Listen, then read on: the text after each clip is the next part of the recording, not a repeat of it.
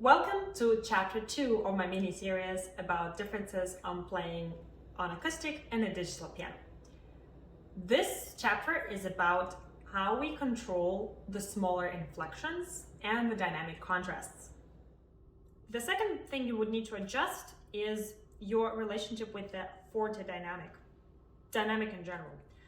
Why forte is easier on an acoustic piano? Because to an acoustic piano, you can really give as much as you want and it will take it all. It will respond. The response will keep changing depending on how much you give, how much the intensity, how much sound you give, how much weight you give. And a digital piano is limited in that respect. I've noticed that when I started playing the Revolutionary Etude by Chopin, like this one. It's very emotionally intense, and I hit the ceiling here. Not on this one, it was a P515, but still. Because it's a sampled instrument, you can't really increase the ultimate sample per se, right? So it's only giving you as much as it can, and it has a limit. So it's not you who is hitting your high, it's the piano that's hitting its high before you do. Maybe you don't need that much intensity, perhaps not, but this is an adjustment I have to make. So that means I can summarize it like this. So because this keyboard cannot always match the level of intensity that you give it, you understand that a lot of your efforts are actually going nowhere. They become extraneous. They become excess movements because they no longer produce any result. What I would recommend is if you're practicing on a keyboard and you want that intensity, just imagine it. Keep giving. Even if it's not responding, don't take it personally. Don't be like, oh, I can't do this. I'm not emotional enough. I'm not involved enough. No, it's not you. It's the instrument. Unfortunately, it has limitations. Just keep giving that energy and wait until you go to an acoustic which will respond to that energy. Don't bring your energy down. Don't practice like that, because that's going to bring your emotional level down, and you don't want that. You want to keep it high. Just basically engage your imagination a little more. More response requires more effort. It's directly proportional on an acoustic piano.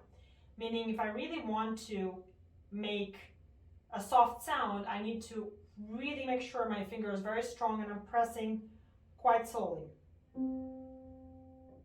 And if I want a loud sound, I need to make sure my finger is pressing really quickly and I use a lot of force.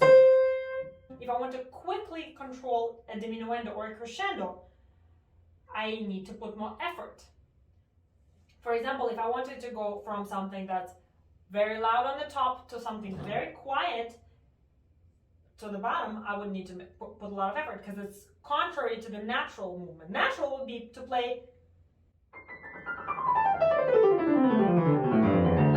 this is how the keys are, heavier and louder here. And if I want to do opposite, I need to put effort, right? So if I want to start loud,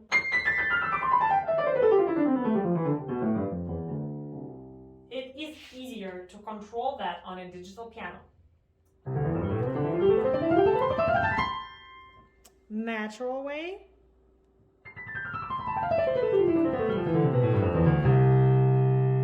And now the opposite way.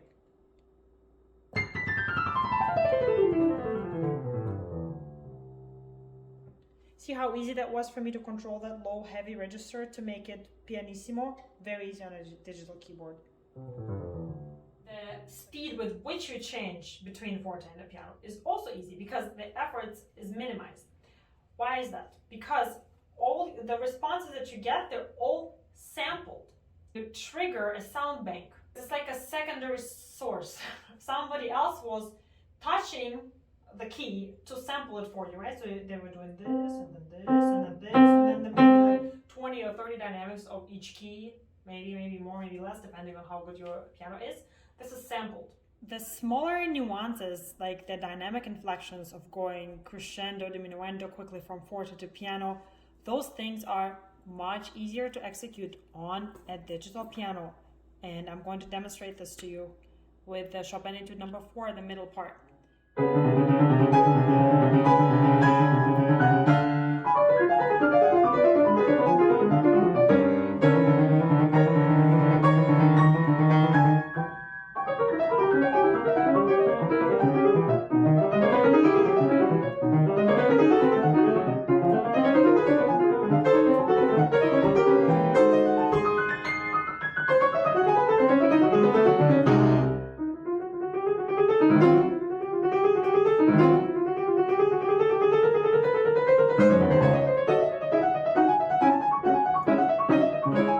Here is the same fragment on the CLP 745.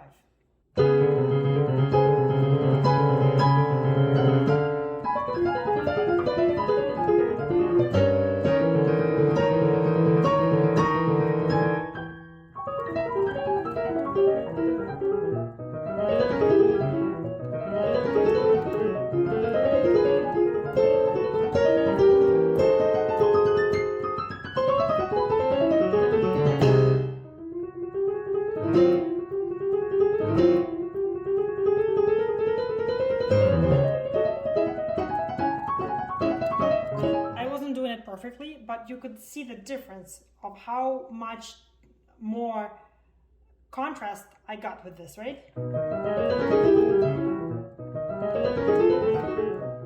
And you can also hear how much lighter and more brilliant and thinner my piano sound was with this register here.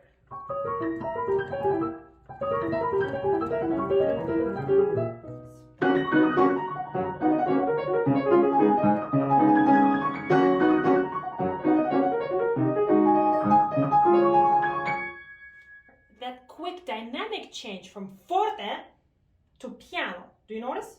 So this is actually harder to achieve. I need more effort to do it on an acoustic and much easier on a digital piano.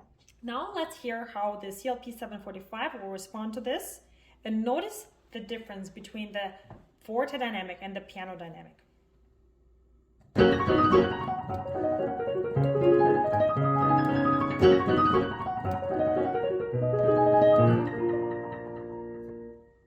See how quickly it went from to this.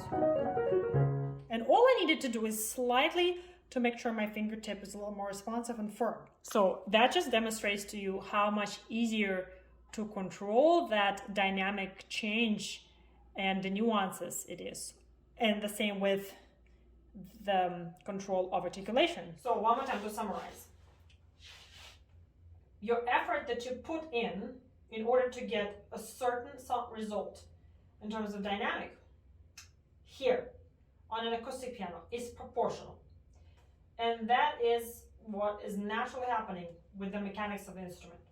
When you get a digital piano, the responses that you get are sampled from an acoustic. So there is no direct correlation between how much effort you put and the result that you get. You can easily switch from forte to piano with a minimal effort. So we are getting used to a very responsive keyboard with very minimal effort put on a digital piano. And this is great to develop interpretation, but it is not realistic to expect that from an acoustic piano. You really need to put more effort, and you are most likely not going to even get that much gradation, that much response, that depth of response. Why? Because, for example, the Yamaha that I have, the CLP 745 or the P515 that I was talking about earlier, they have samples from best of the best Yamaha piano, the CFX, or the Bösendorfer. These are the toppest quality instruments, and they are extremely responsive. The CFX is even disliked by some pianists because it's so sensitive, it's so capricious in a way, it's almost too responsive. So you have to be really, really careful and control your attack really well in order to balance it, in order to control that instrument. It's beautiful, it's very sensitive. This is what you get. You get access to such samples such results, such responses, with less effort that it would usually normally take on an acoustic piano to even get a response. And on most acoustic pianos, which are okay or even decent, you're not even going to get that type of response. This is it for chapter 2. Please click on chapter 3 if you want to find out more on which types of movements or techniques are easier and harder on each of the 2 types of instruments respectively.